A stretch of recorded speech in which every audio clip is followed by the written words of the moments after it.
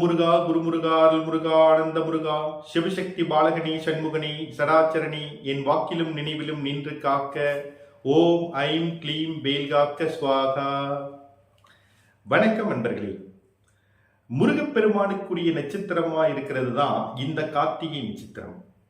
இந்த கார்த்திகை நட்சத்திரத்தன்று நாம முருகப்பெருமானை நினைச்சு வழிபாடு செஞ்சோம்னா நம்ம என்ன வேண்டுதலை நினைச்சு வழிபாடு செய்யறோமோ அந்த வேண்டுதல் கண்டிப்பா நடக்கும். அப்படிப்பட்ட கார்த்திகை நட்சத்திரம் மாதம் மாதம் வருது. அதுலயும் குறிப்பா கார்த்திகை மாதம், ஆடி மாதம், தை மாதம் வரக்கூடிய கார்த்திகை நட்சத்திரம் என்பது மிகவும் விசேஷமா இருக்கு.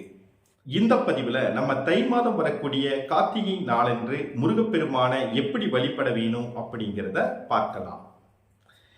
காக்கும் கடவுளாக திகழக்கூடிய முருகப்பெருமான கார்த்திகை பெண்கள் எடுத்து வளர்த்தாங்கன்னு புராண கதைகள் சொல்லுது. ஆகையால்தான் நம்ம முருகப்பெருமானுக்கு கார்த்திகேயன் அப்படிங்கிற பேர் இருக்கு.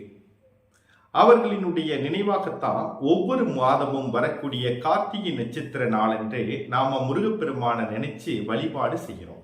பிரசித்தி பெற்ற கோவில்கள்ல சண்முக அர்ச்சனை அப்படின்னு ஒரு அர்ச்சனையை செய்யறாங்க. ஷன்னா 6, ஷண்முகம்னா 6 முகம். இந்த 6 அர்ச்சகர்கள் 6 விதமான மலர்களை வச்சு 6 விதமான மந்திரங்களை கூறி முருகனுக்கு அர்ச்சனை செய்யறது தான் இந்த சண்முக அர்ச்சனை அப்படின்னு பேரு. ஒவ்வொரு முகத்திற்கும் ஒவ்வொரு விதமான மலர்களையும் நெய்வேத்தியத்தையும் மந்திரத்தையும் உச்சரிப்பதாக பொருள்படுத்தா இந்த சண்முக அர்ச்சனை. இந்த அர்ச்சனையை நம்ம கோவில்கள்ல செய்யணும்னா அதுக்கு குறிப்பிட்ட ஒரு தொகையை செலவு செய்யணும். அதற்கு மாறா நாம நம் வீட்டில இருந்தே இந்த சண்முக அர்ச்சனையை நம்ம செய்யலாம். அதுவும் இந்த கார்த்திகை நட்சத்திரத்தன்று செய்யக்கூடிய இந்த சண்முக அர்ச்சனைங்கிறது மிகவும் விசேஷமானது. அப்படி இந்த அர்ச்சனையை எப்படி நம்ம செய்யறதுங்கிறத இப்ப நம்ம பார்க்கலாம். கார்த்திகை நட்சத்திர நாளன்று முழுவதுமா உபவாசம் இருக்கணும்.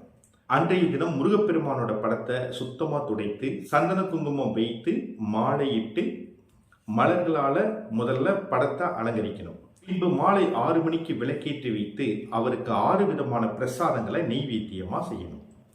சக்கரை பொங்கல், வெண்பொங்கல், புளி சாதம், எலுமிச்சை சாதம், தயிர் சாதம், தேங்காய் சாதம் அப்படிங்கிற 6 வகையான உணவுகளை நெய்வேத்தியமா படைக்கலாம். இப்படி 6 வகையான உணவுகளை என்னால இன்னைக்கு படைக்க முடியாது சார் அப்படின்னா நீங்க சர்க்கரை பொங்கலை மட்டும் வச்சு வழிபாடு மேற்கொள்ளலாம். அப்புறம் அர்ச்சனை செய்யறதுக்கு 6 வகையான மலர்களை எடுத்துக்கலாம். வில்வம், மரிக்கொழுந்து, முல்லை, ரோஜா, தாமரை, செவ்வரளி இப்படி 6 வகையான மலர்களை எடுத்து வைத்து நமக்கு தெரிந்த முருகனினுடைய மந்திரத்தை கூறி முருகனுக்கு அர்ச்சனை செய்யணும். இந்த மலர்கள் கிடைக்காம வேறு மலர்கள் தான் இருக்கு அப்படின்னாலும் பரவாயில்ல, வாசனை நிறைந்த மலர்களா இருந்தா போதுமானது. உங்களுக்கு ஒரு அருமையான ஒரு யோசனை, ஒவ்வொரு மலர்லையும் 18 மலர்களை எடுத்து வச்சுக்கோங்க. அப்ப 6 வகையான மலர்கள்ங்கிற போது மொத்தம் 108 மலர்கள் வந்துடும்.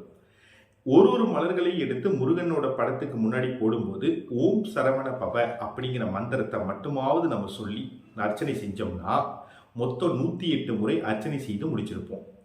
கடைசியா இந்த 6 மலர்களையும் கையில எடுத்து வச்சுக்கிட்டு நாம எதற்காக இந்த விரதத்தை நம்ம மேற்கொள்றோமோ அந்த வேண்டுதலை மனதார நினைத்து முருகப்பெருமானை வழிபட்டோம் அப்படின்னா முருகப்பெருமான் கண்டிப்பா அந்த வேண்டுதலை நிறைவேற்றி வைப்பார். அதுக்கப்புறம் கற்பூர தீப தூப ஆராதனைகளை காட்டி வழிபாட்டை முடிச்ச பிறகு தங்களால் இயன்ற அருகில் இருப்பவங்களை கூப்பிட்டு இந்த நெய்வேத்தியத்தை பிரசாதமா வழங்கலாம். இயலாதவர்கள் தங்கள் குடும்பத்தில் இருக்கக்கூடிய உறுப்பினர்களுக்காவது கொடுத்து விட்டு தங்களது விரதத்தை நிறைவு செய்யலாம். மிகவும் எளிமையான முறையில் செய்யக்கூடிய இந்த சண்முக அர்ச்சனையை தை கிருத்திகை நாளான 20/1/2024 நாம் செய்து முடித்து நம்மளோட வேண்டுதலை நிறைவேற்றிக் கொள்வோமாக. நன்றி.